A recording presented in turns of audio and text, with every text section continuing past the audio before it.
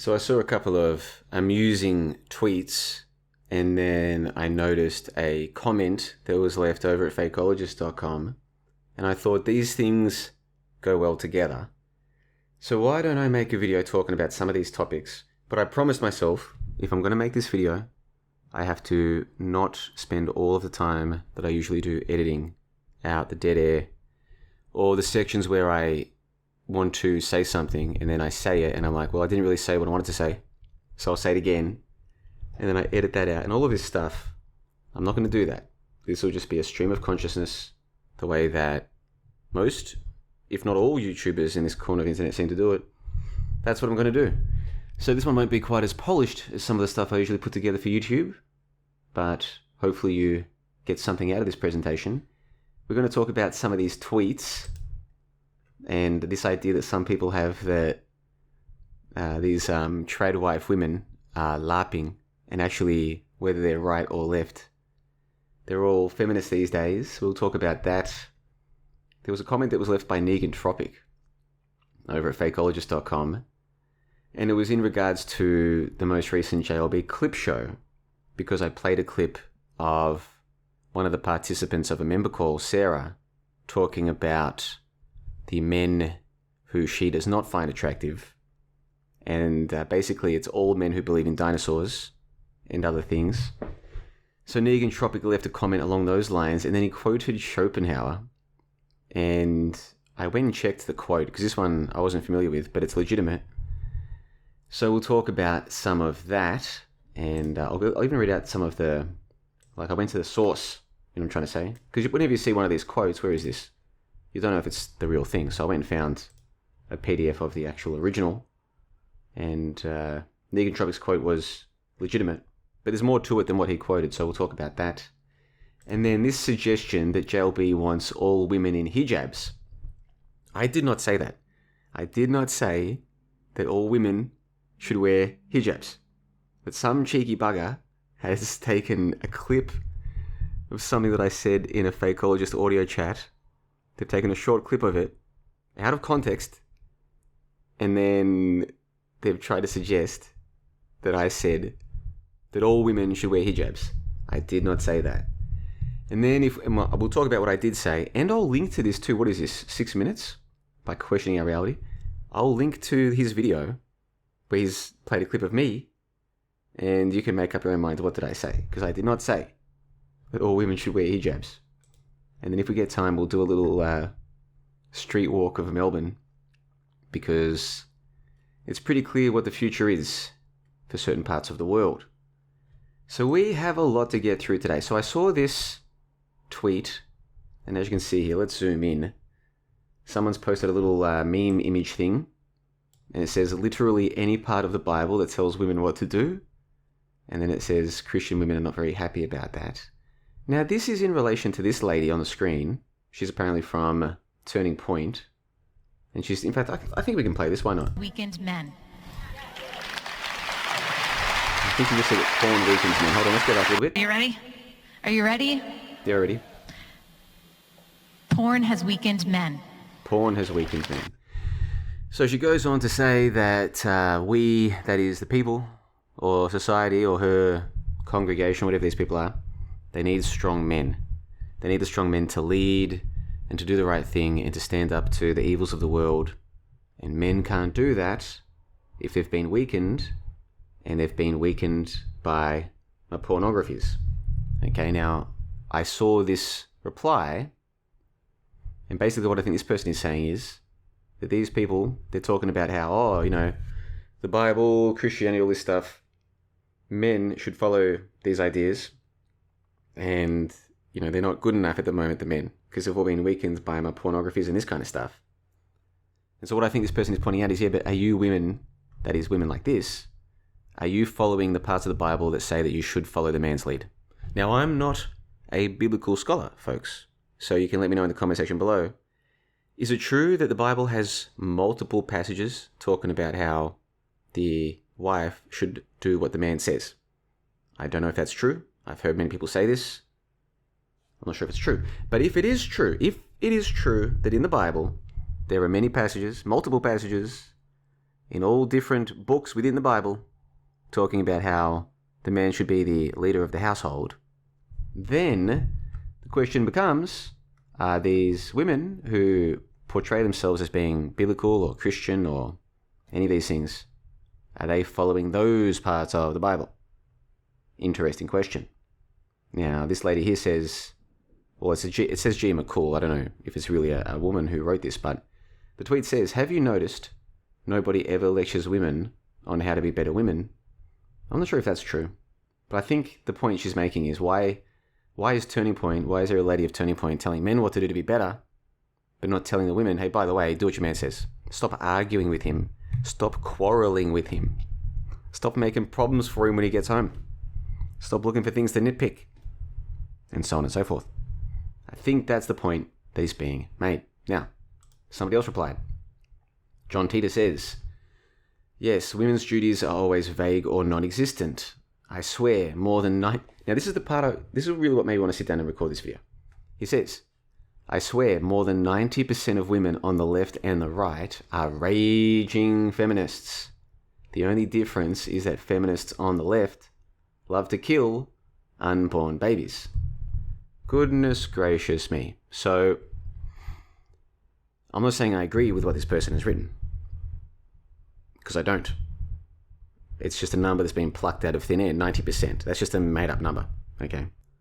But the point that this guy's making, I think, is that whether women present themselves as being left-leaning or right-leaning, or woke, blue-haired liberals, or conservative, trade wife, whatever, regardless of all of this, in the modern world, they're all raging feminists. And the difference is that one of those groups also wants the right to kill unborn babies. That's what the difference comes down to. It seems to be this person's point. Now, I did see a little while ago some poll that somebody did looking at the most important election issues for people in America leading up to last year's election, their federal election. And it separated it by men and women. And for the men, the most important election issues, according to this poll, were to do with jobs and the economy and defense and these kinds of things. The most important issue for women, according to this poll, was whether or not they would be legally allowed to kill their unborn babies. It's just a poll. Could be make-believe.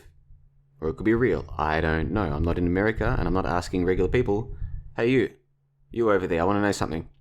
If you were going to cast your vote today, what would be the most... Give me your top 3 issues that will determine whether you're going to vote for the team blue or the team red. And then they might say to me, well, actually, the most important thing is the economy because, blah, blah, blah. Okay, fair enough. All right, thank you for the answer. I appreciate it. Speak to the next person. Well, I'm very concerned about these Putins and his... Okay, so defense. Okay, I got it. Then speak to the next person and she's like, well, the most important thing is whether I'm able to kill my unborn baby because, they want to stop me from being allowed to do that. And if that happens, then I'll have to travel, 1,500 miles to the state. I'm like, okay, I get it. Most important issue for you in this election is whether or not these people want you to be allowed to kill your unborn baby. So what I'm saying is I haven't done that. I haven't polled the people. I haven't asked them these questions. So I don't know. But the poll that I saw, this is what it said. The men, their most important issues were jobs, economy, defense, immigration. For the women, am I allowed to kill my unborn baby? Was the main issue, according to that poll.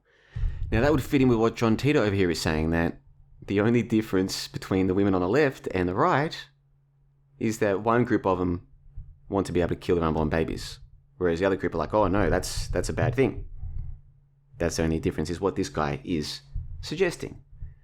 Okay, now we move on to this comment. And by the way, I'm recording this, I'm sharing this with you guys.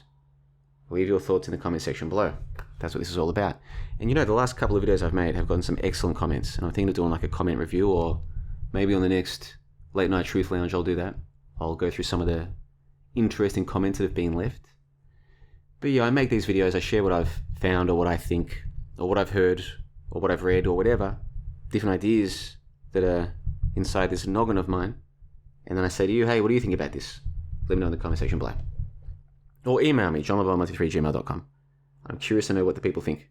What do the people think about all of this? Well, we know what Negan Tropic thinks about all of this because he left a comment. So what happened is, my truth uncle Ab, the crazy fakeologist, as he likes to be called, he runs his fakeologist.com website. And sometimes on his blog, he will repost other people's posts or podcasts or videos or whatever. Now, he has decided to post clip show number 27, which is a JLB clip show that I uploaded a few days ago. So he's posted a post on his blog about this and then linked to the post on the JLB Patreon, which, by the way, you can access. This one's free. This is the kind of podcast that takes literally 5-6 hours to put together from start to finish, and I publish it for free. And you can access that over at the JLB free Patreon. Now, it is true that in this one of the clips that I played was from Sarah, and well, it wasn't just her that was talking. There was a whole bunch of people in that particular member chat that I took the clip from, but Sarah was making points about how she doesn't find men who believe in my dinosaurs attractive. And that came up because I was asking the people on the call, if, hypothetically, if you were in your 20s or your 30s and you were out on the dating scene, would you want to know if your prospective partner had taken majibis? And if so, how early into the courting process, how early into the dating process would you want to know this information? And then someone on the call said to me, well, actually, it's in when you use dating apps, this is one of the things that can come up, or at least it used to back during the height of the madness. I wouldn't know. I've literally never used any of these dating apps. But I believe this guy when he tells me this. So maybe you wouldn't even have to ask them. Maybe when you're swiping, you can just pre-select for, did this person take my jibbies? But let's alter the hypothetical then. Hypothetically, you meet someone away from my social medias, away from my screens and my swipings, and I don't know, you meet them at some social event. Let's say a wedding, for argument's sake. You're sitting at the same table, you're chatting, you get to know each other, you get along very well, you exchange details, let's catch up for a coffee sometime, right? You do this. So at this point, you've only just met them. Then you go on a coffee date, for argument's sake. And suppose you're in your 20s or your 30s and you are looking for a long-term prospective partner. Would you want to know if they have taken majibis? That's what I was asking. But that then led into a much broader conversation from the participants on that particular member call over at johnlebon.com about what they think is or is not acceptable. Here is just a short section of what Sarah said during that particular part of that call. If I'm fucking smarter than my boyfriend, if I know that dinosaurs are fake and my fucking boyfriend's sitting there with a T-Rex t-shirt, he's retarded. And I do not find retarded men sexy. That's disgusting. I have to respect my man. I can't respect you if we think we're flying around the universe at 5 bajillion miles per hour. I can't respect you. Sorry, you're stupid. Sorry. I'm a woman. I need my man to be smart. I need the man to be able to make me feel safe. And if you believe in fucking fairy tales, you don't make me feel safe. Sorry. End of story. End of story. Okay, so you get the idea. Sarah is not a fan of the men who still believe in my outer spaces and my dinosaurs. So I played that clip. That was one of several clips that I played in the latest JLB clip show. I also played clips from Quantum of Conscience, my truth uncle, Ab the Crazy Fakeologist, Tim Osman, Lynn Ertel, and others. So anyway, a lot of replies on this post at Fakeologist where he reposted this JLB clip show. And one of the comments that came up I thought was very interesting. So what I'm going to do is read out some of this. This one comes to us from Negan Tropic, who has been around for a long time, longer than me even. He was here before I even got here. He's been here for probably 15, maybe 20 years now in this corner of the internet. Now he wrote, JLB was going for, let me highlight this.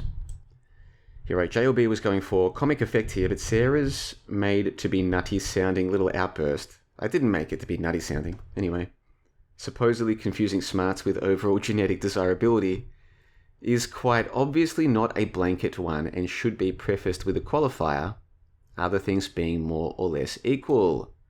She, that is Sarah, would certainly not want her likely to be ostracized forever from normie society, smart, rebel, truther boyfriend or husband to look like Woody Allen or Bill Gates, since brain or high IQ genes seem to actually get more smart and sophisticated with inbreeding, while physical looks get uglier and more gargoyle-like at the same time. Smarts do not frump looks or nature's proportionality of features genes. I'm doing my best here, folks. All right. Negan Tropics continues. On the other hand, she, that is Sarah, certainly wouldn't want someone that looked like Thor, Chris Hemsworth, or if she prefers more traditional, more proudly of beastly heritage men who do not wax all their body hair off like Homo, Sam Elliott, Tom Selleck, Burt Reynolds types in the 70s. Was good at plumbing, auto mechanics or trucking and did nothing but watch sports all day, or on occasion went four-wheel drive nature adventuring, to end up being rump-wrangled by toothless shotgun-toting banjo-picking rednecks in the woods. If you know of a more flowery or expressive writer in this corner of the internet, somebody who has more of a gift of the pen or of the keyboard in this case, then Negan Tropic, let me know, folks. I'm really not doing this justice, even though I'm doing my best here. Of course, I'll link to this in the pinned comment below if you want to go and read it for yourself. Anyhow, Negan Tropic continues. Those kinds of good-looking, fun-loving, but idiotic jock guys would still be preferable to a Woody Allen, Bill Gates, nerdy, gargoyle-looking genius, whether psychologically healthy psychotic elite or regular post-boomer atheist crusader, but not preferable to someone who was a truther. Was arrogant, had a drinking problem, but was half-ass decent-looking at the same time, though certainly not like a Carrie Elwes Robin Hood in tights type goofball who sounded like Brian Brown from Full Body Massage Breaker Morant and commanded you like a drill sergeant, a Marine drill sergeant, to make dinner, clean house, and don't play video games, and surf the web all day or be gone. There's a lot of inside baseball here, folks. Some of you know exactly what Negan Tropic is going on about here, and some of you have no idea. And in a way, I'm kind of envious of those of you who have no idea what this is all about. But in a way, I feel like you're kind of missing out. This is inside baseball to the max. What a bizarre few weeks, months, and years it has been in this corner of the internet. So what I think Negan Tropic is saying here is that a smart woman, a smart, attractive woman who is hip to the hoaxes, she would not want a man who looks like Woody Allen or Bill Gates, even if he was awake. She would prefer a Chris Hemsworth guy.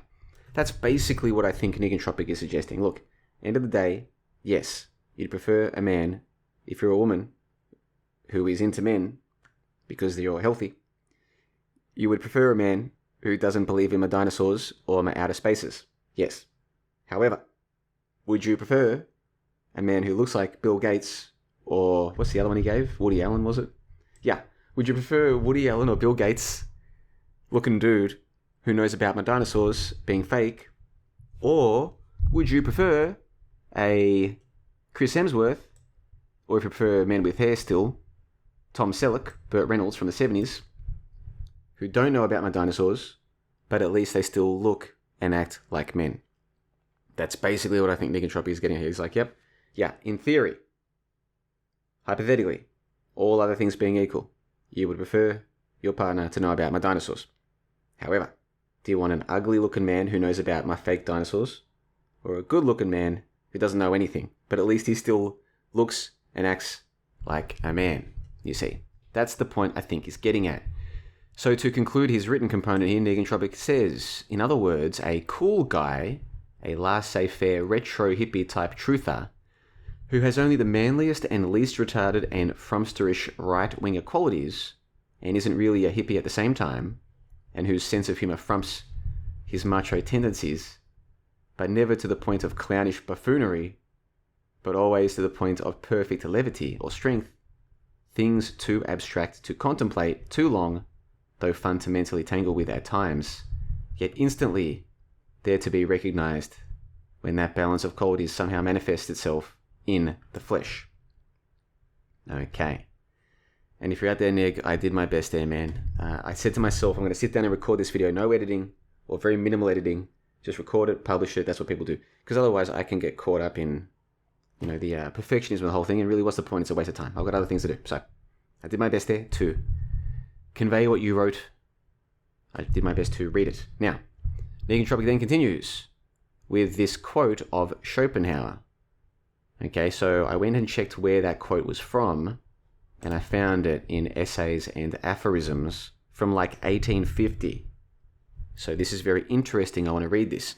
If I've lost you though, folks, because there's been a lot already that's been thrown at you. We're looking at this because people on the internet are saying, well, okay, there's this particular lady is saying, oh, the men, they're all weak now because they're all porn addict losers, and we need the men to get off the porn. And then there are some men, most likely porn addicts, who are saying, yeah, well, if you want us to follow the Bible, then you should follow the Bible. Why don't you do whatever your husband says, or whatever your boyfriend says? All right? Stop quarreling with him. What's with all the Western women these days quarreling with their partners? What's the deal with that?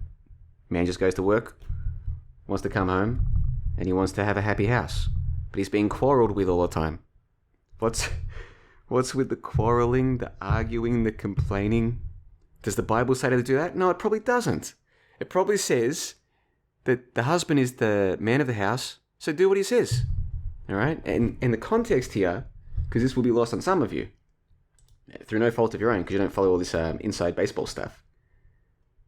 The relevance here, or the connection that I'm making, the reason I wanted to make this video, one of the reasons, is because this has been a discussion in our little corner of the internet about this idea that men want this and women want that, and they say they want certain things, but they do other things, and so on and so forth. There do seem to be some contradictions, at least on the surface of things.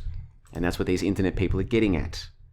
And this John Titor guy says that he's basically suggesting that the women who claim to be of the Bible, of virtue, of morality, of faith, the conservative tradwife women, he's basically saying, no, they're still feminists too.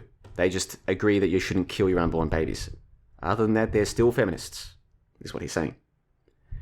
Okay, so Negentropic left that comment, then he left a quote, these quote images that he does.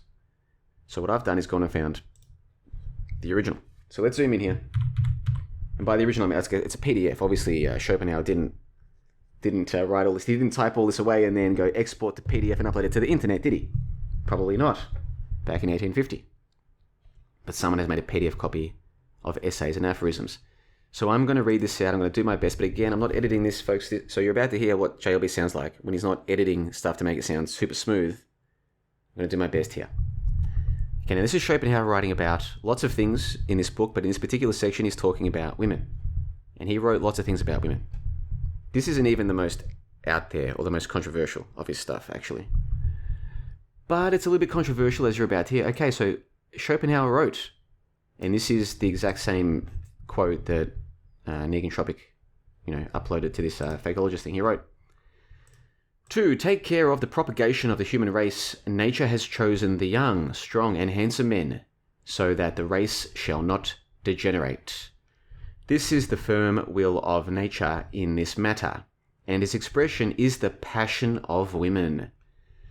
In antiquity and force this law precedes every other, so woe to him who sets his rights and interests in the path of this law. Whatever he says or does, they will, at the first serious encounter, be mercilessly crushed. Mercilessly crushed, yes. For the secret, unspoken, indeed unconscious, but nonetheless inborn morality of women is," and we'll just scroll down here, "we are justified in deceiving those who, because they provide a meager support for us, the individual, think they have acquired a right over the species.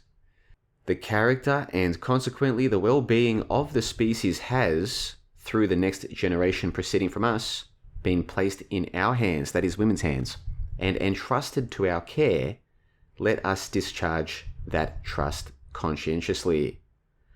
Women are, however, by no means conscious of this supreme law in abstracto, only in concreto, and they have no way of giving expression to it apart from their mode of action if the occasion presents itself. And then they are usually less troubled by their conscience than we suppose, because they are aware in the darkest recesses of their heart that in violating their duty to the individual, they are all the better fulfilling their duty to the species, whose rights are incomparably greater. Now, I don't think Negentropic included this section, but I'm going to. Let's just go back and see if he included this in his little... No, he didn't include this. Okay, interesting. Well, as I'm sure Negentropic is aware, here's what Schopenhauer then continues on in this passage. He says, because fundamentally women exist solely for the propagation of the race and find in this their entire vocation, they are altogether more involved with the species than with individuals, and in their hearts take the affairs of the species more seriously than they do those of the individual. This gives their entire nature and all their activities a certain levity and in a general direction fundamentally different from those of the man, which is why dissension between married couples is so frequent and indeed almost the normal case. Now, as with any philosophical writing, it's easier to follow and make sense of if you're reading it rather than listening to some Hobomaxxing guy in some little city in Eastern Europe that no one's ever heard of before, doing his best to get through this, trying to enunciate his words, because so many people struggle to understand the 80%, 20%, 80% Australian, 20% cosmopolitan accent that he has acquired. This is easy to follow if you just read it, so I'll link to this in the pinned comment below as well. But one of the things that stands out to me here from Schopenhauer's writing is the idea that women, on a fundamental level, generally speaking, feel justified in deceiving men in what is ultimately a propagation of the species because they need the best genes. The human species, the human thing, this organism of which we are a part, depends on the fitter, not necessarily the fittest, although that is ideal, but the fitter of the men being the ones who procreate. And so for this reason, in a society where up until at least the last 10 or 20 years, things seem to have changed a lot in the Western world, but up until relatively recently, the majority of men seem to have the opportunity to get married and get a house and start a family. And so what Schopenhauer was writing about back in the middle of the 1800s, we're talking the best part of 200 years ago, was, well, okay, but the women will, whether they're conscious of it or not, even if they're stuck in a house with a below average quality man, they will find a way, some of them anyhow, when the opportunity presents itself. That's what he wrote. Where is this? Giving expression to it if the occasion presents it. He's talking about cheating, obviously, okay? He's talking about women if they get the opportunity when the beater bucks is out of the equation, when he can't see what's going on. Well, if the opportunity arises, then the fitter man will get to help carry on the existence of the species, is what show. Basically, I don't know who invented the phrase alpha, Fucks, beta, Bux. I don't know who invented that. I don't know when it got popular. But as you can see here, if you just read between the lines, that's what Schopenhauer was writing about, at least according to official, because I know some people come back and say, oh, JLB, man, how do you even know there was an 1850, man? Basically, this whole universe could have come into existence this morning when I woke up and ripped a bong and ate my Fruit Loops. And it's like, yeah, maybe that's when maybe your whole reality sprung into existence this morning when you woke up and you ripped a bong and you ate your Fruit Loops and you watched your cartoons and you jerked off to your porn. Maybe that's what happened. I don't know. But for the sake of argument, let's imagine that history as we know it, as corrupt as some of it may be, maybe there were humans writing stuff 200 years ago. Maybe there were. I don't know. And maybe one of them was called Schopenhauer. And maybe he wrote a lot of stuff. And maybe he wrote this. And if he did, then that means that the best part of 200 years ago, you've got some philosopher dude basically saying alpha, Fucks, beta, Bux, and Not only that, but this is nature. This isn't a question of morality. In fact, what did he write here about conscience? There was something here about the women who do this, who cheat on their men to get fitter genes to pass on, they won't feel guilty about it. Here we go. Then they are usually less troubled by their conscience than we suppose, because what they are doing is what is best for the organism, for this thing that we call humans.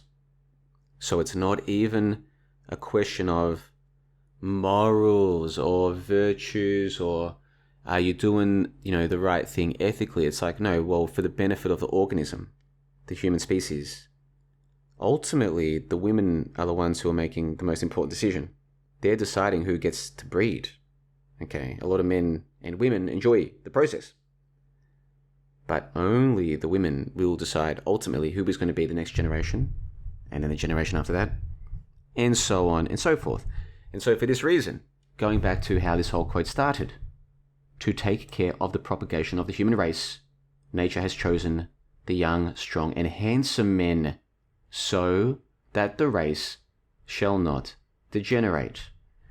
Now, this is one of the reasons why you won't often hear me talking about these kinds of topics, because it can get, well, there's a number of reasons actually. One of the reasons is it can get a little bit black pilling if somebody goes down the path of believing that this is indeed nature. This is how things are at a fundamental level. It's not merely brainwashing, propaganda, social conditioning. It is nature. And of course, none of us can change how beautiful we are, or how tall we are, or how handsome, or if you're a woman, how, I don't have to spell this out for you folks. Don't get me wrong, people are going to have cosmetic surgery and shit, but at a basic level, you are what you are, and your parents are what they are, and if you go on to have children, they will be what they will be. And so, for a lot of people, the idea that actually a lot of these things you have no control over, and unless you're in the upper echelon, then you were kind of dealt a dud hand. That's just nature. And not only this, but decisions that other people are going to make that are going to affect the rest of your life are based on the cards that you were dealt. You can see where I'm going with this. And so this is pretty black pilling stuff. That's one of the reasons you don't often hear me talking about these kinds of topics, even though I do find them interesting, obviously. Is because it can get a bit black pilling for some people anyhow. Another reason why you don't usually hear me talking about these kinds of topics is because a lot of the people who do want to sit around and talk about these topics, they're looking for someone to blame for the fact that they are unfulfilled by their life right now. And this is what a lot of the so-called manosphere is all about.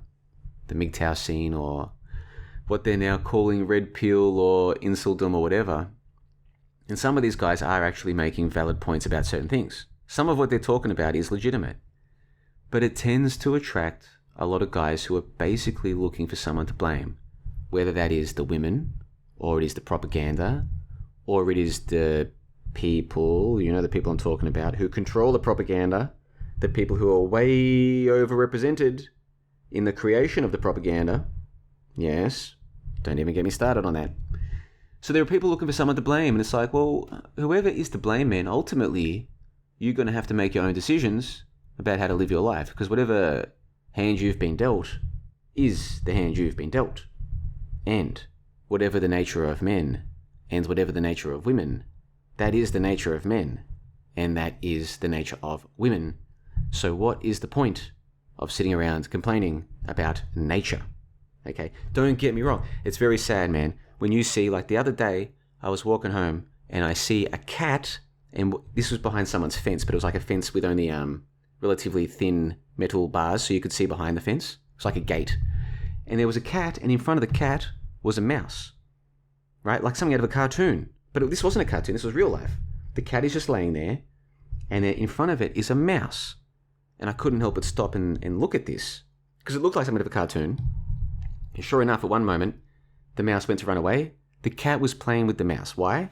Because the cat had caught the mouse, and now it is playing with its dinner, and is most likely going to eat the mouse.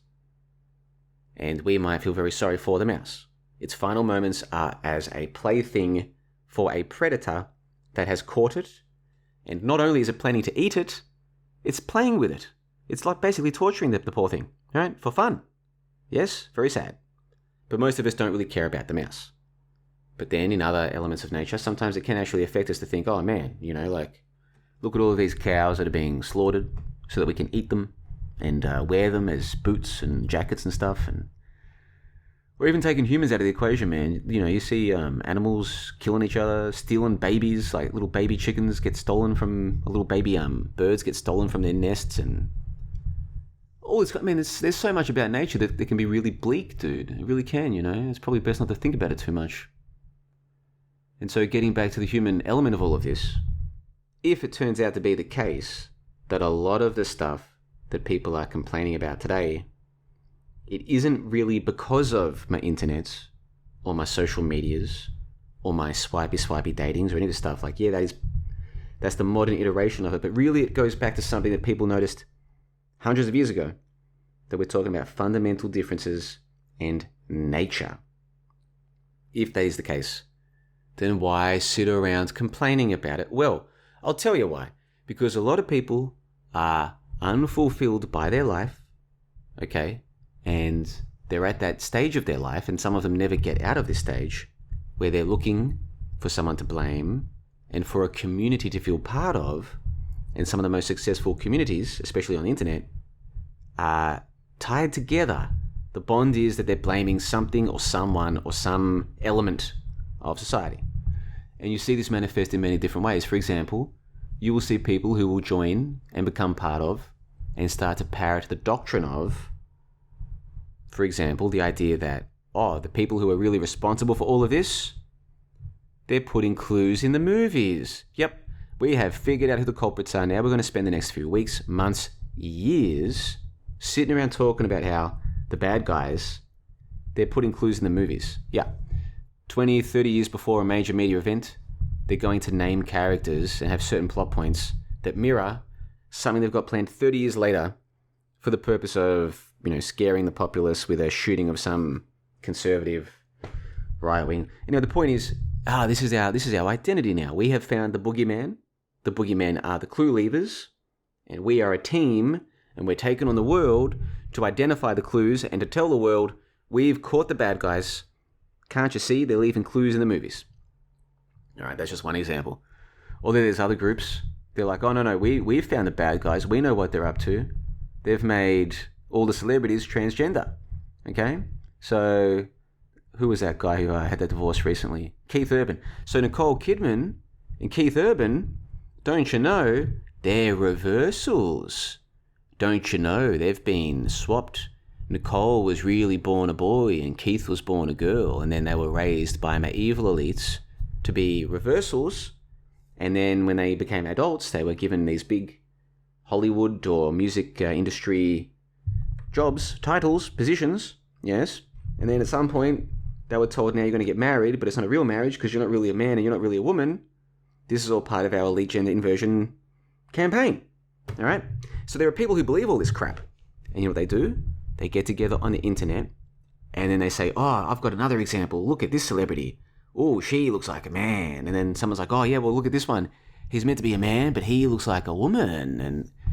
And so this becomes something they have in common. It becomes like a community. They feel like they're part of something. They adopt one another's terminology. And in their mind, they have figured out at least one important part of what's really wrong with the world today, and therefore what's the cause of the problems in their life, you see. And so I've just given you two examples. The clue finders, we found more clues. I've got a raging clue. I found this clue from the 1960s of a TV show. My clue's pointing over that way. I found another clue. I found a TV show from 1950, and it predicted blah, blah, blah. That becomes part of their identity, and they think they found the boogeyman. That's one example. Then you've got the transvestigators. They're like, oh no, we've really caught the bad guys. We know what the bad guys are up to. They're reversing Nicole Kidmans and stuff, all right? Anyway, you get the point I'm making. There's a lot of people who are looking for a boogeyman to blame. And this MGTOW or Red Pill sphere, a lot of these guys, these content creators, or little online communities or forums that they've got and stuff, Some of what they're saying is legitimate, like when they talk about the statistics about how the majority of divorces are initiated by women, or when they talk about this or about that. A lot of their points are legitimate. However, this is then used broadly as a way for men, primarily men, to feel victimized by society. Woe is me, it's all against us, we're, blah, blah, blah. And I personally think this is not healthy for the individual or for the group. And so that's one of the reasons why you don't often hear me talking about these topics, because I don't want to attract people who are looking for someone to blame. Because I think if you want to look for someone to blame, you need to go to your hallway or to the door of your apartment or house or to your bathroom or wherever the nearest mirror is and look straight ahead. Most likely the biggest problems in your life are caused by that person. Yes, that's what I believe. So let's go back to this thing over here. And I know that no one wants to hear that, okay? Or almost nobody wants to hear that. Who wants to say, actually, the biggest problems in my life are because I am doing too much of the wrong thing or not enough of the right thing? Who wants to hear that? Not many people, all right? So let's go back to this. By the way, are you guys enjoying this new format of the JLB YouTube channel where I don't even edit these videos? You'd be amazed how many of my 10-minute videos were actually 20 minutes and I just edited out a heap of stuff. You'd be amazed. But this is, nope, not today. We're going to just upload what I've said, and of the 50 people who make it to the end, we'll just let them make up their own minds about what I've said. Because you see the view counts on my videos, it says 500 people have watched a video, or 700 or 1,000. I can easily check the stats and see, yeah, that's the number of people who watch the first 10 seconds. It drops off dramatically. And that's not just me. That's all YouTube content creators can check their stats. And for all of us, the headline figure of the views is significantly higher than the real number of viewers. So if this video that I'm making right now gets 500 views, maybe 150 or 200 make it to the end. Maybe. And you can check these stats. And I wish more content creators would talk about this, but you see, it's not in their interest to do that because everybody wants to feel like they're part of a big community or they're watching the popular people or the cool people. It's a natural thing, actually. We want to feel like we're part of something big. So if you're watching a content creator who is getting 100,000 views, you want to believe there's 100,000 other people who are interested in what you're interested in. It might actually be more like 10,000, which is still a good number, don't get me wrong, but whatever the scale is, it's the same basic ratio. The headline figure of views is significantly higher than the people who are actually interested or engaged in what is being said or discussed. Anyway, going back to this idea that people are their own worst enemies. Now, let's listen to this lady again. She's the one who got us started in all of this. That feminism has failed women. Second one, are you ready? Yeah, are you ready? Yeah, we're ready. Go on, tell us. Porn has weakened men. Porn has weakened men, she says. Well, this is another topic that I don't hear many people in our corner of internet talking about. Possibly because a lot of the men who are creating content in this corner of internet are themselves addicted to porn, or they know that many of their audience is addicted to porn, and you don't want to upset or offend your own viewers or listeners. So why would you talk about this topic? Same with alcohol addiction and drug addiction.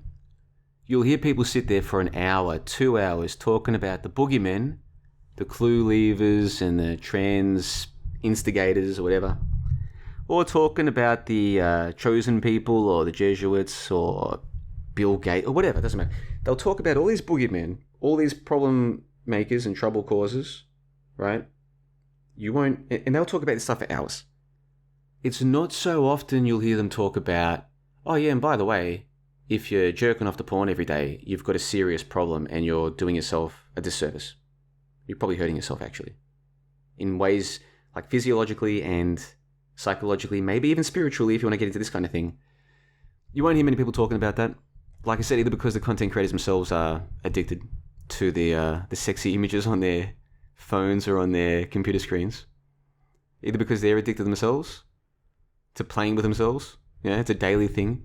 Like, there are men out there, there are full-grown men out there, some of them with like wives or girlfriends, full-grown men who are doing this every day. Straight up. And some of them don't even think it's an addiction. Oh, it's not an addiction, man, it's healthy. No, it isn't. No, it is not. Is it going to kill you? Probably not. If you do it every now and then, is it okay? Every now and then is probably not the end of the world. If you're doing it every day, that's an addiction. It's not good for you. And I think deep down you know it. Not many people talk this way, do they? No, they don't. And I put to you it's because they're either addicted themselves or they know that their audience is and they don't want to lose the audience. Need to keep them. can't risk offending them. Fair enough too. I don't blame them. I'm not blaming them. I can see why they do that. Let's listen to more of Allie Beth Stuckey. Come on, Allie, tell us more. She's the host of the Relatable podcast. And you know, Charlie was so good at talking about this and so good at talking so courageously and sternly and clearly to the young men. Here's what we know about porn and why it is so detrimental, not only to men, although it disproportionately affects men. Okay, let's listen to Allie's. So she's from Turning Point, and she's talking about Charlie. This is from a video that was uploaded to Twitter 2 days ago. So come on, Allie, you're about to tell us why porn is a bad thing. Tell us why. Objectifies women and children. It objectifies women and children. Well, some people watch porn that has no children. In fact, probably the majority of people, they're not watching anything to do with children. So I don't know where you got that idea from. It objectifies women. Okay. It commercializes sex, which is... It commercializes sex. So her top 2 reasons for why porn is bad is because it objectifies women. Well, duh. And because it commercializes sex, which is, what, 20, 30, maybe 50% of advertisements on TV. Anyway, let's continue. A gift from God. A gift for from God. A married couple between one man and one woman, couple. and it glorifies violence. And it glorifies violence. So the people who are out there talking about why porn is bad, in my opinion, they're doing a terrible job of it. Her best reasons for why it's not good for you are all crap. And I'm not a porn defender or promoter. In fact, you just heard what I said a few minutes ago. I think a lot of guys are addicted to this crap. But let's continue. No, clapping your hands like serious. It creates addiction and shame. It destroys... Okay, that part is true. Marriages. It ruins... I have heard of that happening, but only on the internet. I don't know anyone in real life where porn ruined their marriage, but I've heard and I've read those stories. Could be true, I don't know. Your perception of other people. It is the It does change your perception of other people, yes. legal loophole for sex trafficking. Sex trafficking, give me a break. It is evil. Evil, aha, now we're talking, it's evil. Evil, beware. In every way, and it will destroy your life. And this is what I would want to say to men, and I hope that you hear it from strong men in your life, that men, we need you. And we need your masculinity. Now she starts going about how men, we need you. We need you guys to be great leaders, whatever. So of all of the reasons that she gave for why porn is bad, I didn't hear her point out your body has to create this stuff. And what it's creating, this stuff that you're just releasing daily, some men it's daily, while looking at sexy pictures on their phones, sexy videos on their phones, or on their tablets or whatever. This stuff that your body's releasing, because you're choosing to do it, your body has to create that. And this is not like boogers in your nose or something. This is the thing that creates life. Your body is creating something that could, in theory, be used to create more life. Your body has to generate that. So you don't even have to be a new ager or into like essence or vibrations, man. Just think about this logically. Of all of the things that your body is going to create, okay, all the different cells that it's going to replenish, or the scratch that it's going to repair because you scratch yourself, all of these things that your body's doing all the time, think about the priority that would have to be put into creating the stuff that could then create life. Yes? And you're releasing that daily. For what reason? Because it feels good, or because some idiot told you it was good for you and you wanted to believe them, or because you're addicted. Yeah, so your body, this thing in which you live, your temple, as some people would say, this thing is trying its best to generate stuff that could create another version of you. Yeah? Think about the energy that goes into that process, and you are just throwing it away every day because of a porn addiction. She doesn't talk about any of that stuff. Do you notice? And I'm going to put to you, a lot of these people who are talking about the evils of porn, it's not that they're wrong. I just don't think they're making a very good case for it. And you have to wonder why. What else does this lady have to say for herself? Now she's talking about how, we need men, we need men. And we need your strength, and we need your boldness, and we need your courage, and we need those things to be harnessed for good. We need you to be solid pastors. We need... Stop jerking off so they can be a good pastor. How many young men is that going to appeal to? Like, what kind of young man who's 15, 16, 18, 20? What kind of young man who is watching his Pornhub or his X-Tube, whatever it is, on the daily, is going to hear this lady say, you know what? You got to stop playing with yourself because we need you to be a good pastor. And he's like, she makes a good point. Time to close the laptop. Time to put away the phone. I'm going to become a good pastor. And watching videos of, who is she? You know, the one, the British one, what's her name? Bonnie. Watching videos of Bonnie Blue. This is not going to help me be a good pastor. You to be strong leaders. We need your voice. We need you to bravely stand up for the most vulnerable, to stand up for women and children and for... Yeah, stop watching videos of Bonnie Blue with 100 random men because we need you to protect the vulnerable. What a message. For the unborn, to raise a respectful ruckus for the things that matter. We need really strong men, and porn makes you weak. I would agree with her that it's a weakness if you're addicted to anything, including porn. I'd agree with her about that. I'm glad she made that point towards the end. Let's hear that again. That matter. We need really strong men, and porn makes you weak. Ooh, she said that with a bit of... I don't know the right word for it. Just look at her. Those of you who are watching the video here, just look at her facial... Actually, this part, I think she genuinely believes this. And to be fair, can't blame her. Watch this. Makes you weak. Ooh, she looked right at the crowd. I don't know who she was looking at there. Porn makes you weak. Really strong... I don't personally think porn makes you weak. I think if you're addicted to porn, that is a sign of a weakness. That's what I think. I don't think porn itself, I don't think seeing images of sexy women on your phone or on your screen makes you weak. But that's probably not the point she's making. I think what she's making is, if you're addicted to porn, that's a weakness and that's not good for you. And because you're a man in society, this is not good for society if all of the men are addicted to porn. And if that is her point, I agree with her. Let's just play this one more time though. I like this. Look at her. Strong men, and porn makes you weak. Yes, porn makes you weak, she says. So anyhow, let's go back to what these people were saying. All right, now, this is only a 2-minute clip. I don't know what this woman then went on to say. She might have gone on to say, okay, now I've dealt with the men. Now it's time to talk to you ladies. Those of you who quarrel with your husband or boyfriend, who like to nag and create problems and to just be negative and to argue, you are causing problems too. We need a society of happy people. And how can you have happy men when in their own home, the woman who is supposed to be supporting him and who is supposed to love him, that's what she said. That's what she said at the altar forever. And now he's coming home and you're nagging him. He just got home and you're nagging him. You're quarreling with him. All he asked you to do was to fix this or to cook that, and you're quarreling. Got to stop it, ladies. Does she go on to say that? I doubt it. But to be fair to her, I haven't listened to her entire presentation.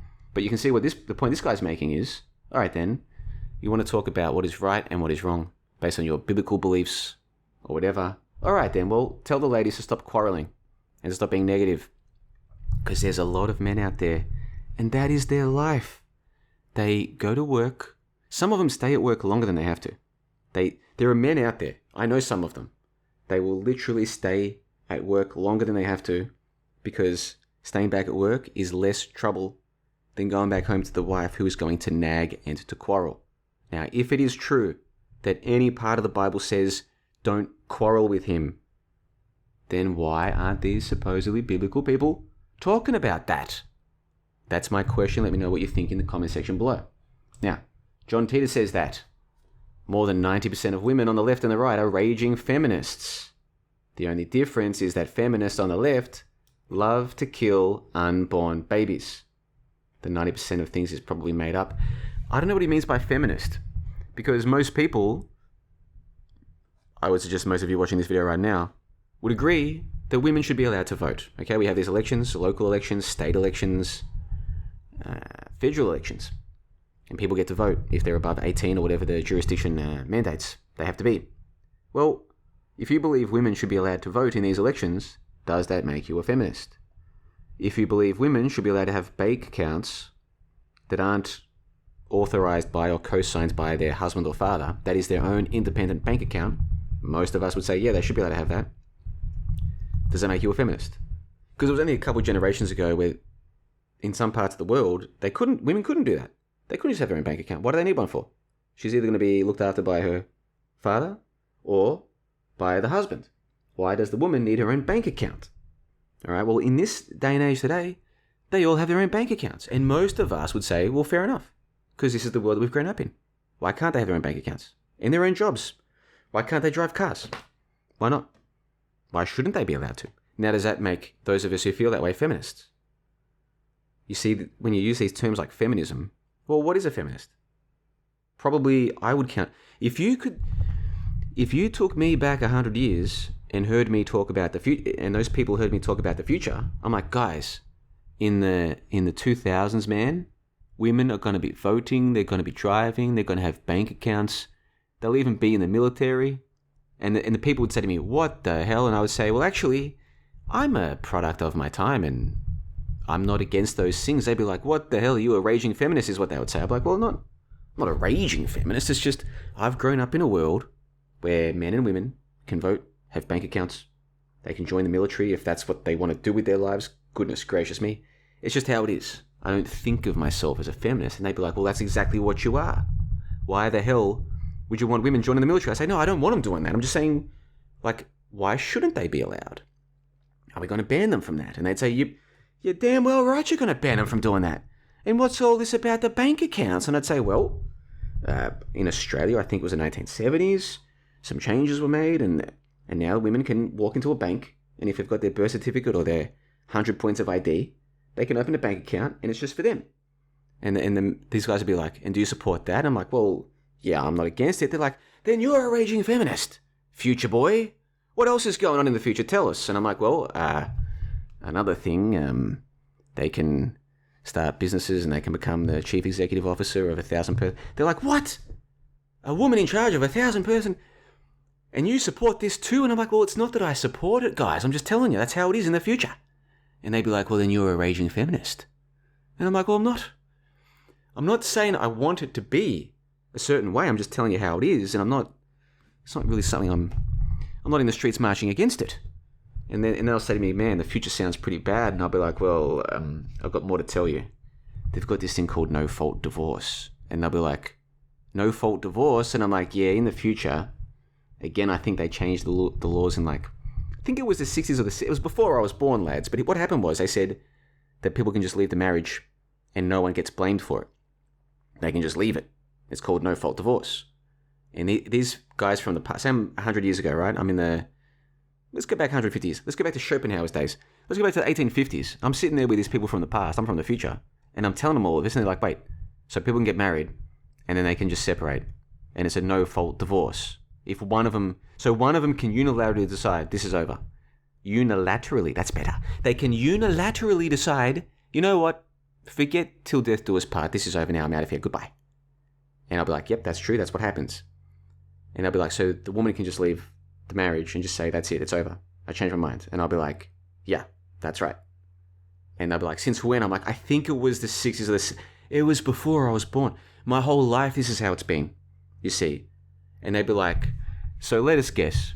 The majority of these so-called no-fault divorces are the woman leaving. And I'd be like, how did you guess? And they would tell me, well, because we've been reading some Schopenhauer. And he explained to us the nature of women. You see. So my point here is, what is a feminist? Because I'm not against women having bank accounts. Are you? Are you guys? Tell me in the comment section below. Are you against women having bank accounts or being allowed to vote? Are you, if you are against these things, fair enough. Tell me. I'm an open-minded guy. I really am.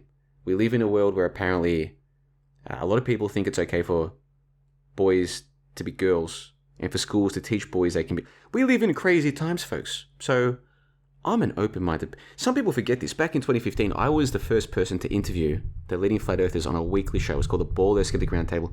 This is how open-minded I am. I was even open-minded enough to interview the flat earthers one by one back in 2015. Eric Dubay, Mark Sargent, Jeranism, Wakey Wakey, and so on and so forth. I was the guy who interviewed them back in 2015, a weekly show. That's how open-minded I am. And I've been paying for that ever since. Because to this day, I still get people trying to tell me that I'm a flat earther. And I'm like, no, I was pointing out the problems of flat earth from the beginning. And then I get the flat earthers coming and attacking me. They're like, oh, you flipped JLB. No, I've been very consistent on this, actually. I want to know what's the evidence. And I was open-minded to the flat.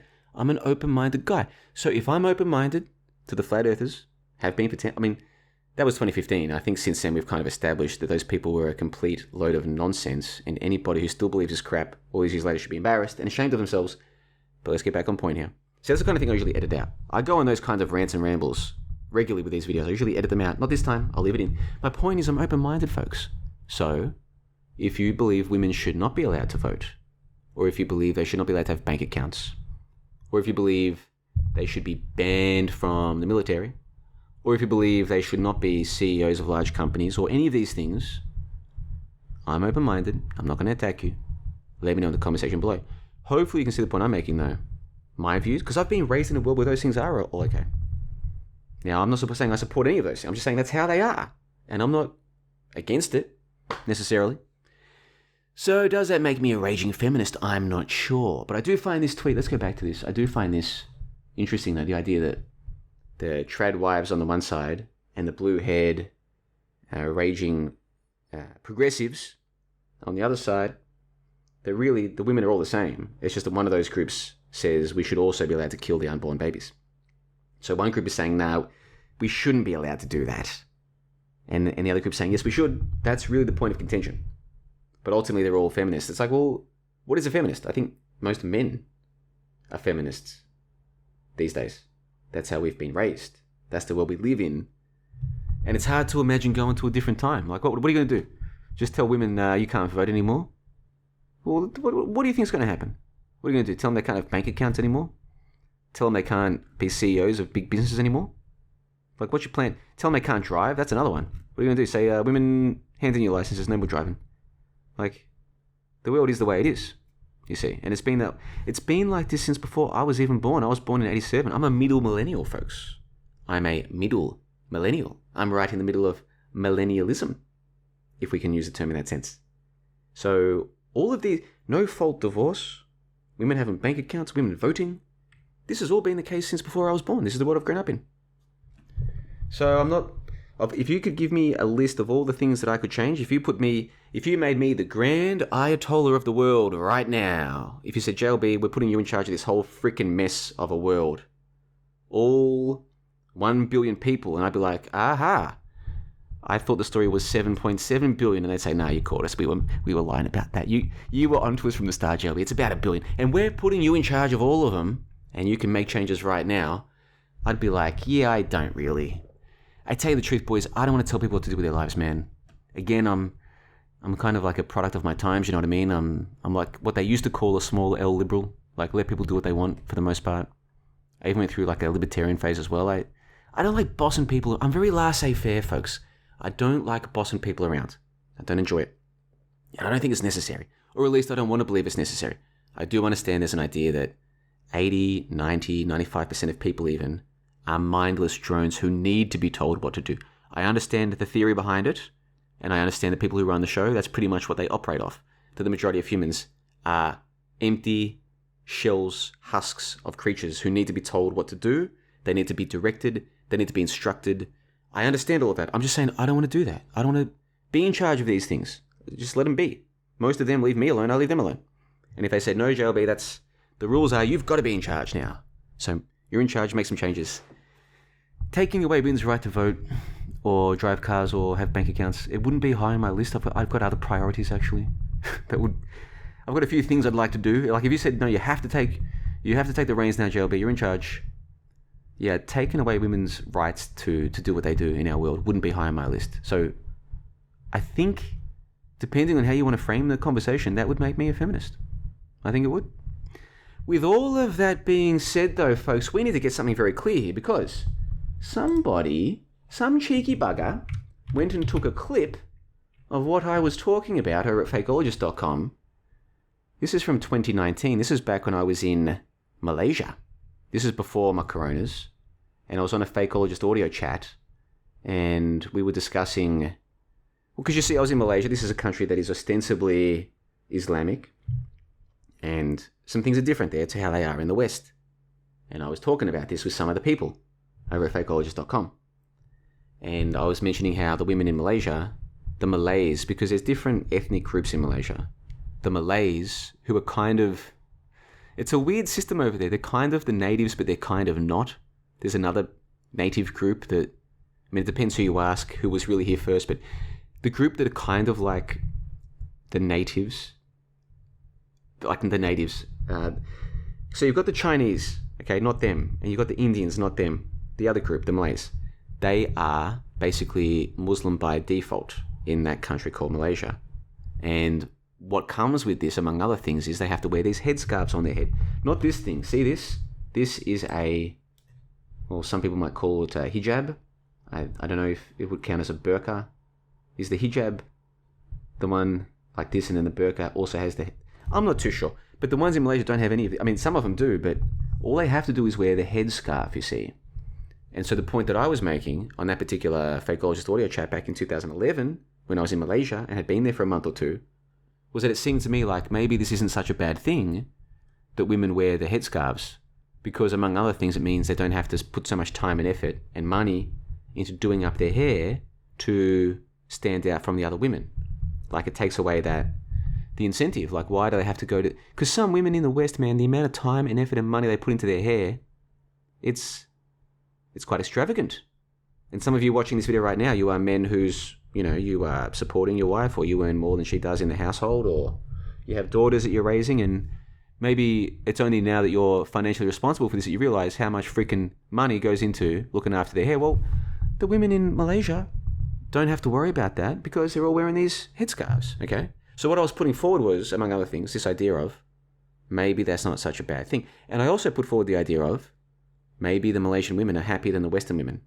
Not necessarily because of the headscarves, but just because of different social conventions in their country.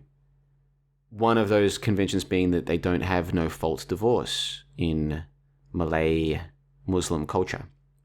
The women cannot unilaterally seek divorce, is what I was told. I don't know if that's true, but that's what I was told. Is that, no, the women here can't just decide we're getting divorced one day. The man doesn't come home from work and one day he sees there's like a letter left on his table. It's not working out. I've gone to my mum's house. We're getting a divorce. That can't happen with the Malay Muslims, is what I've been reliably informed. So when I found this out, I was like, interesting. Because I've been raised in a society where this can happen, and it does happen quite often. The statistics say about from 2/3 to 3/4 of marriages, divorces are initiated by the woman in our society. And now I've come to a society where none of them can be, because they're not allowed. And of course, when I first heard this, I said to the guy who was telling me the story, I said, hold on, did you just say that women can't get divorces here? And he said, that's exactly right. And I said, why is that?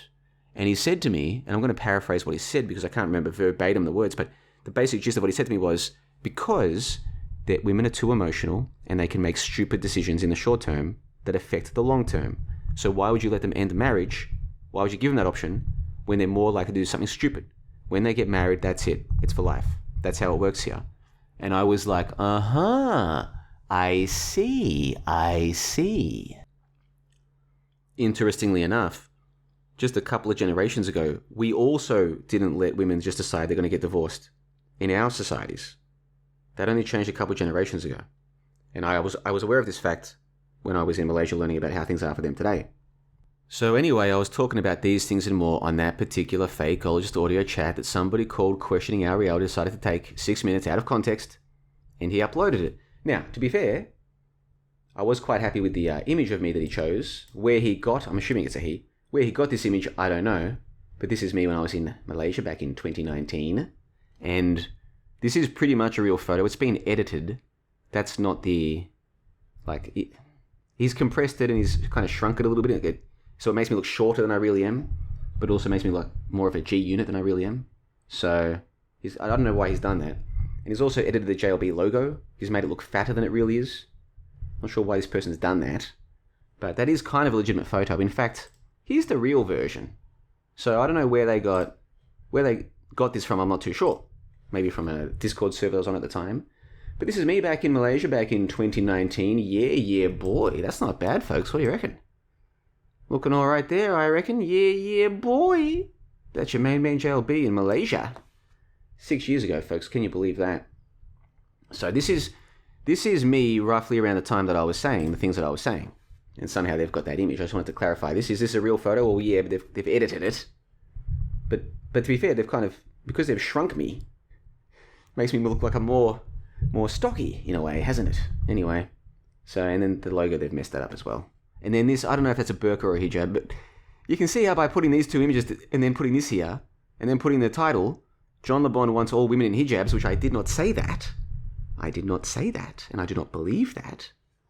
It's been very cheeky. So what I'll do is I'll link to this in the pinned comment below. There was a point I wanted to make about all of this. The first one is that, as I told you, I don't normally talk about these kinds of topics for a bunch of reasons. However, in the recent conversation with Les Luthor, that was recorded a couple of months ago but only published about a week ago, we did talk about these topics. So here's some of the things that came up. I'll link to this in the pinned comment if you're interested. If you're like, JLB, I've been following your work for a long time, for years even. I've heard you talk about the dinosaurs, the outer space. I've heard you talk about the synchronicities. I've heard you talk about a lot of things. I've never heard you talk about this men and women business. And I want to hear more. Well, I've got some good news for you. That's what we spoke about in the third and fourth hour of my chat. These are like a once-a-year chat with Les. I try to keep the conversations to about 2 hours. But with Les, if he wants to go over time, we can. And we did. I prefer to chat with him several times a year, but he's a very busy man and he doesn't like sitting at his computer. I understand. So when I do get a chance to chat with him, we chat for hours. And that's what we did. And in the third and fourth hour, we spoke about some of these topics, such as the fundamental differences between the nature of men and women, trends in the modern dating scene, long-term impacts on society of TV programming like Sex and the City, pros and cons of trying to discuss and share information on controversial topics, and benefits which might follow from treating life like a test, among many other things. That's in the longer version of the show. I'll link to that in the pinned comment below. You can also stream or download the shorter version, the 90-minute version, where we talked mostly about AI, bullshit jobs, and whether or not people's etiquette and common decency is quote-unquote going out the window. These are some of the topics we spoke about with Les Luthor. Now, there was something I wanted to discuss here, which is this idea that whether you believe women should be allowed to vote or not, whether you believe the average man should be allowed to vote or not, there are some parts of the world where, whether this was intentional or not, whether this was planned or not, what has happened is that people have the ability to vote at state, federal, and council levels, that is local, middle, and national levels. They can vote, but they only have two choices, and both choices are practically the same.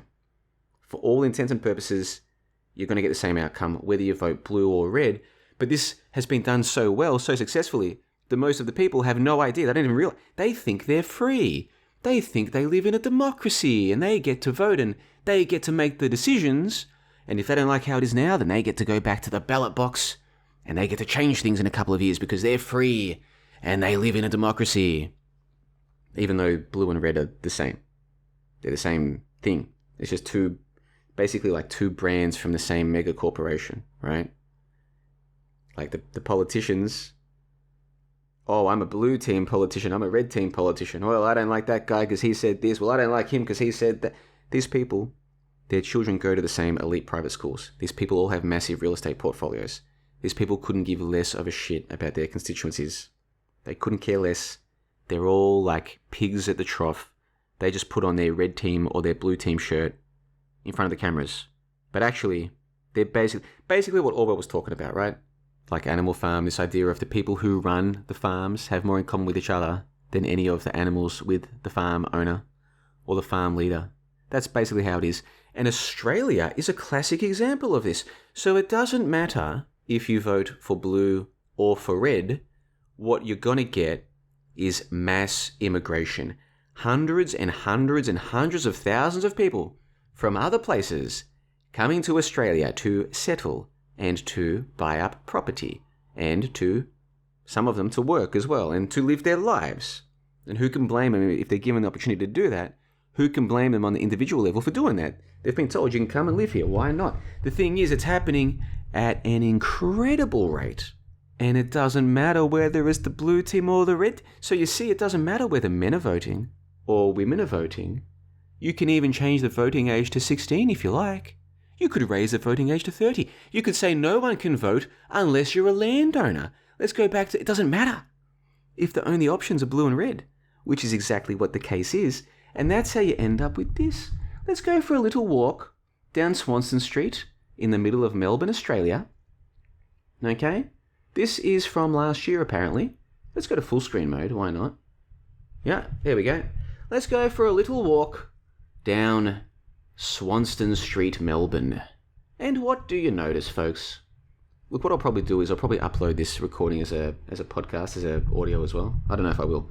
If I do that and you're listening to the audio, then you can't see what we're watching as we go for a little walk down the street here in Melbourne. Swanston Street last year, someone's recorded themselves going for a walk. And what do you notice, folks? I'm not going to say it. I shouldn't have to say it. I mean, what's that guy doing there? Poor bugger. Someone should... What do you think, folks? Should they clean up the hobos on the street? The problem is, if they cleaned up the hobos on the street here, I might be one of the people getting cleaned up. They'd be like, hey, you over there. I'm like, no, I just look like a hobo. I'm Hobomaxxing. And they'd be like, no, you have to come with us, man. We're cleaning up the hobos. I'm like, no, I've got a place. I've got an apartment. It's just over there. No, you come on with us. Because I look like a hobo, you see. Yes. Anyway, so now we get to the intersection Burke and Swanston. Have you noticed anything, folks, about what's going on here? I'm here to tell you it didn't look like that 20 years ago. Okay? Not like this. No, it did not. This had already begun, but not like this. And so you see an Australian who's like, hold on, what's going on here? Like, what? Did I wake up in... Like, I thought I was in Australia. What's going on here? If he realizes, oh, I see, they're letting in hundreds of thousands of people into the country, well, you know what I'm going to do? I'm going to go to the ballot box and I'm going to vote for someone who's going to stop this. Well, okay, then vote for the... Oh, so the blue team's in now? Go and vote for the red team. Guess what? They're going to do the same thing. So now, once you realize this, it doesn't matter whether it's the blue team or the red team. It doesn't matter whether it's men voting or women voting. It doesn't matter whether it's old or young or rich or poor. Give people 10 votes each. Let people win votes when they call into 105.1 FM and tell people it's their birthday. Oh, you just won 10 more votes at the next... It doesn't matter. Because this is going to keep happening. You see? That's what's going to keep happening. And there is nothing that you or I can say or do to stop that. Nothing. And anybody who tells you otherwise is probably selling you a complete load of nonsense. So anyway, what I'm going to do in the pinned comment below, I'm going to leave a link to this JLB clip show where we spoke about post-Gibby dating. That's where the clip of Sarah came from. You can access this for free. Go and join the free JLB Patreon. It's literally free. It's not a $1 trial, and then if you like it, you get billed $30 next month, and then you see it on your bill, you're like, oh, I forgot about that. I was meant to cancel that. No, it's literally free. Go and join the free JLB Patreon, get access to that JLB clip show. I'll link to this conversation with Les Luther, and I'll encourage you to leave your thoughts in the comment section below. What do you think about all of the topics that I've spoken about? I want your opinion. Let me know. I've covered a lot of controversial topics today. There was probably 3 times where I needed to take a break to have a drink of water or something. I'll edit those out. But other than that, this has been a stream of consciousness, the way that so many people do this now. They just record videos and upload them, and apparently people like that. I hope you've liked this presentation. If you're new to my channel, or if you haven't heard me talk about these kind of topics before, now you've got a better idea of how I see some of these things. I'm John the Bond, coming to you from beautiful Plovdiv, Bulgaria. I'm not trying to offend anybody. I'm not trying to upset anybody. I'm not trying to create radical change. I'm just some guy who's like 38 years old, who is Hobomaxxing in some little city that no one's ever heard of before, and he's trying to enjoy his life, most likely more than halfway through his life, and doesn't want people to be mad at him anymore. I want you guys to have a good time. So to all of my hate watchers, I want you to unsubscribe from my channel. I don't want people to be mad at me anymore. I'm not trying to put out bad energy to people. I'm just trying to talk about what I've read and what I've seen and my opinions. And I'm trying to explain that a lot of you angry young men, and there are some of you out there, the stuff you're angry about, other dudes figured out 200 years ago. This is nature. And there's no point being mad at nature, in my personal opinion. And there's certainly no point being mad at your main man, John the Bond, coming to you from beautiful Plovdiv, Bulgaria. Shimona.